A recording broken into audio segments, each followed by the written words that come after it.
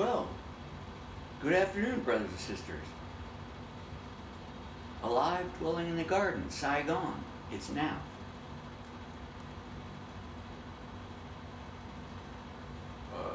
This show today is called Dream State 3. Daydreaming with intent.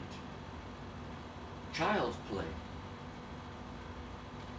I've done a few more videos related to dreaming or dreams. This is a little bit different in a sense, but it's still all related. It's all interrelated. But before we get into that, let's just relax, dwell in the joy of harmony, peace, and nice weather. Man, what's the rush? Gotta learn to relax, breathe, think, centered it. Okay, so let's start, shall we? It's the Stickman Show. Remember, it's turtle time.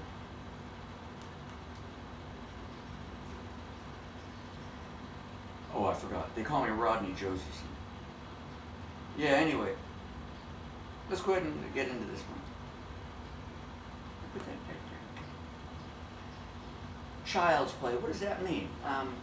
When you really think about it, kids really get into what they're doing. Whatever's... When they get, beyond a baby, say around 2 years old, 3 years old, they really get into what they're doing. Especially when they're getting their language skills and other things. And they get dolls and doing all kinds of things. Of course, they're watching the parents and all that. They might be restricted, or they're full open and doing whatever they want to do. So I'm showing you this are these coincidences? I don't think there are any coincidences in life. It's just we are co-creating this wonderful world. And if that is the case, we can also change it. I don't know who does that dance, but his changing ain't my changing. So let's go back a few decades. I don't know how long is that? 5 decades? I don't remember. Anyway, around 1971, 72, I had lots of toys, army trucks, models, military weapons, and all kinds of things. Trains, and anyway, my dad was an engineer, or is an engineer, and he's always an engineer, even though he's dead. In that life, anyway. So, yes, I like playing and I like drawing. So I'd get into this stuff for hours a day. I'd be, having wars and all kinds of things, thinking up new kinds of equipment, drawing on paper,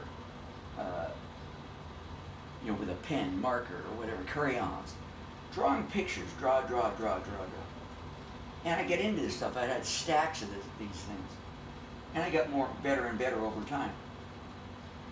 But I remember sitting down with my dad at the kitchen table and showing him my new ideas for the day. And he was dealing with military weapons and things like that. Propulsion systems, jet engines, flying aircraft, weather modification.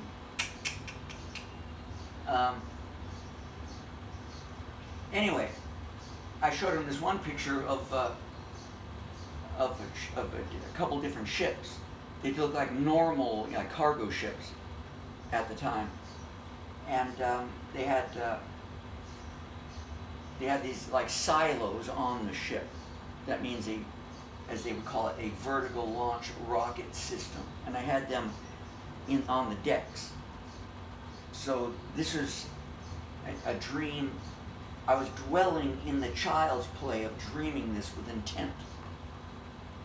What a dream, man. Because these things can be hidden, they're easier to use, easier to discharge, it's just like the ultimate killing machine. And so these pictures were sent off to General, 5-star General George Brown of the U.S. military, where he was the head of the Joint Chiefs of Staff around 1972. And my dad used to correspond with him. We didn't have email back then. By normal typewriter letter, send back. They'd correspond back and forth with each other. Now these were sent off. I don't remember him ever saying any comment about my missile system there.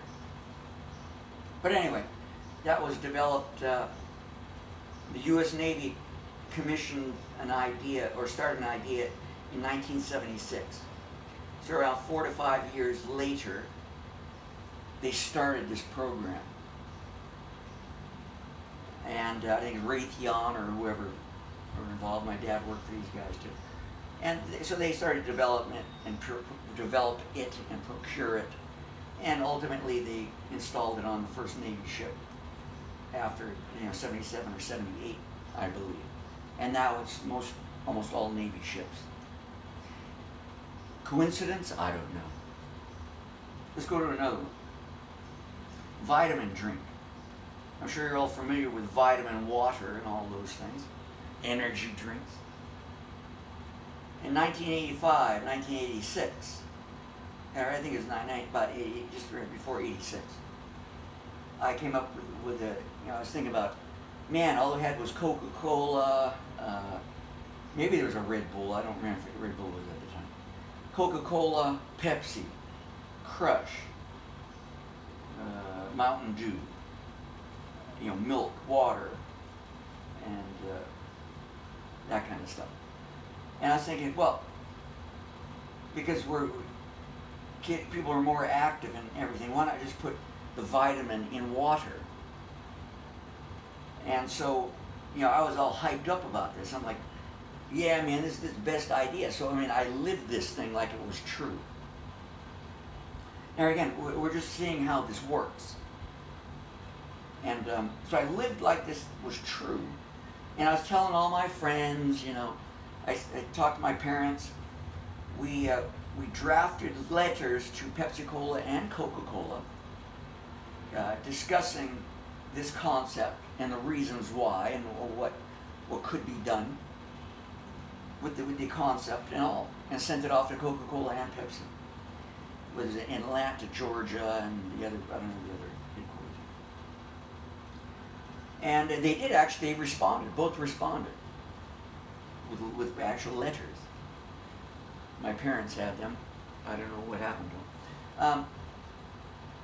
They responded and they said, would they have, thank you for the ideas and interest. We have no interest in such a product at this time. Thank you, very nicely well written. And Big said, no need for it. So anyway, 1996, a former Coca-Cola executive started vitamin water. And got a rapper to get involved, so they promoted it in 1997, 98. Bam, it was Glacier brand or whatever. Multiple brands, multiple types of vitamin water, flavored water, or whatever. And bam, that industry exploded. Coincidence? I don't know. I'm just showing you timelines, that's all. I should have went this way first, but it's okay. I was in my racing age. I got into racing, and I was thinking, At the time I was 200 pounds. I was 12, 13 years old and I was 200 pounds. Oh yeah. I was living the American dream. And, well, it's not the only American dream. I think it's half the world. Most of the world is that American dream. So I started racing and I did good. But I decided it's time to lose weight. So within 3 months, I went from that to the stick man to 112 pounds or 115 pounds. From that to that. And, over the 3 years of racing, I won 37 trophies or more. I don't remember, track records and so on. And of course, there was the result of this as well. Bulimia, anorexia, health problems because I was dwelling in the dream too much, and I got consequences that way, not just winning trophies. I don't know. You be the judge if that's what it is. I don't know. Dwelling, dwell, and something a little bit more recent.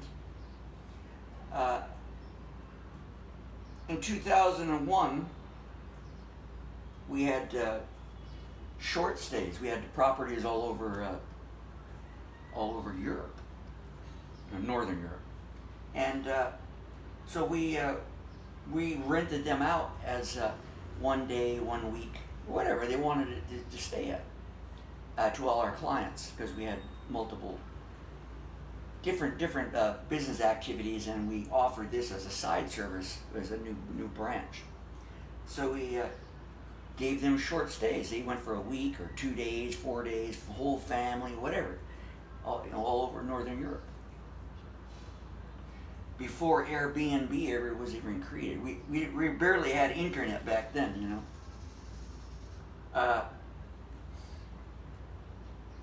Okay, well, this is just, I don't know, I'm just showing you dwell in this stuff, and all of a sudden it starts coming up. The idea gets out there, and then, because we're all contributing together, I think, I don't know. In 2009, I started thinking, boy, this area, everywhere needs some kind of a service. So I dwelled on the idea of this, I think I even got it registered, Go and Shopping Network. Go and Shopping. Nice name. 2009, to serve the communities. Because there was no, in some places where I was living, if you didn't have a car or access to transportation, you're screwed, especially in the United States. So I dreamt up this idea, and I contacted a couple people. I wrote the plans out, made all kinds of stuff. Brochures, the brand, all that. Just talk to lawyers and all that. IT dudes, and I talked, especially the important one was the IT dude, because I wanted to get it into the internet so that anybody could use it, and build an app and whatever. I don't really call it. We didn't call them apps, and I think we just called them website. So to make a website for this, for the seniors and other people that can't get around. Of course, what do we got after that? A couple of years, 3-4 years later, we started getting. 5 years later, we got with Grab. That's in Asia. We got the American version. You got the whatever, the delivery service guys. The ones that are running around killing themselves making peanuts because people are lazy. So the question is this manifestation? I mean, you're manifesting. Look, I'm sure you have done this many times. You're like thinking of something, all of a sudden it appears, right? as soon as you understand what you're doing and what you're thinking and your circumstances, you have a potential gold mine. But remember, you need the resources to be able to roll it out. Some of these things, of course, I didn't have ships. I wasn't in the military, and I didn't have the money to make that kind of thing, but the idea is good. Same as the energy drink at that time. I was in the energy business later. I didn't have the resource, but I had the idea. I had the resources here because I just did. I had these resources. So some of the things I had resources and other things I didn't. But anyway, it came. And you know, this wonderful world as it is, I helped co-create it. And I don't deny it. Now I know what to do and not to do. Dwell on the good things, brothers and sisters. Turn off that TV. Forget about what we've done in the past. Now it's the new start. Because we know what happens when we lose the ability to know or understand what we're doing. So be careful what you wish for, what you dwell in, because it will come true, whether it's for you or around you, which will be for you anyway, won't it be? Except you probably won't be making the money. Someone else will be making the money. But you'll get the same result in some form. So you be the judge. Not that you shouldn't judge. In other words, you understand how things work. And then you can start to dwell in the good. And guess what? I'll do the rump dance. Yeah, it's all good.